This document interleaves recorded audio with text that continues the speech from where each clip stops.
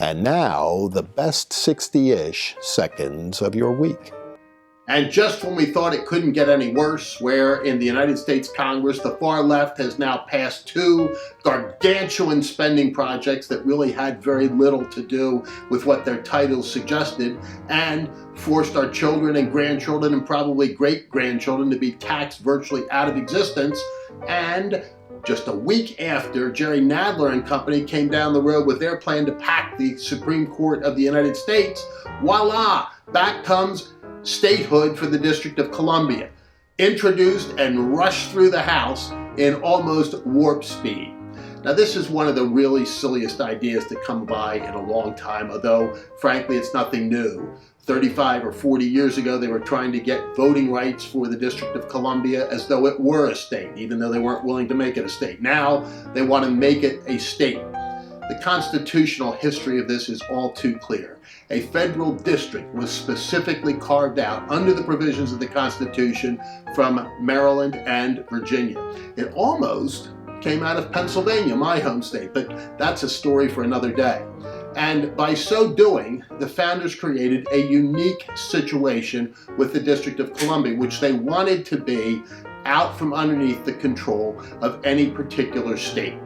But the far left of the Democrat Party in a couple of the past recent years have really been working hard to get statehood. Why? Pretty obvious. They want additional representation in Congress. The District of Columbia already has representation in Congress. It's just not voting representation, and they have electoral votes in presidential elections. And at least one of the provisions was to carve out a tiny little sliver of a federal district and surround it with a state, thereby maintaining the non-voting rights in Congress and the electoral votes of the federal district, and adding 2 electoral votes, 2 Senate seats, and a voting House seat into the Congress. It's too obvious what's going on here. They recognize, the left does, that their attempts to make the district a state outright are unconstitutional. So they're trying to play every game imaginable.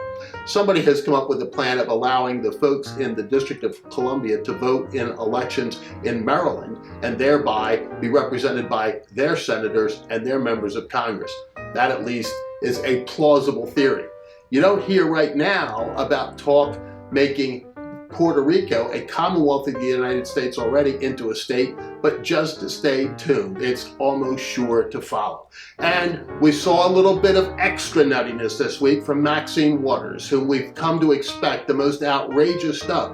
But this week, it became really serious. She was calling for increased violence in Minnesota before the Chauvin trial verdict was announced even. Think about that.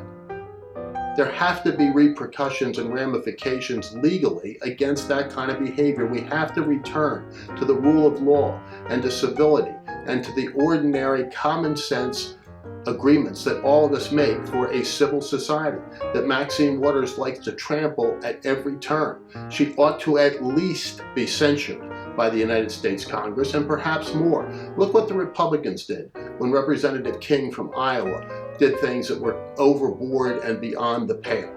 Why aren't the liberal Democrats in Congress doing the same? You ask yourself.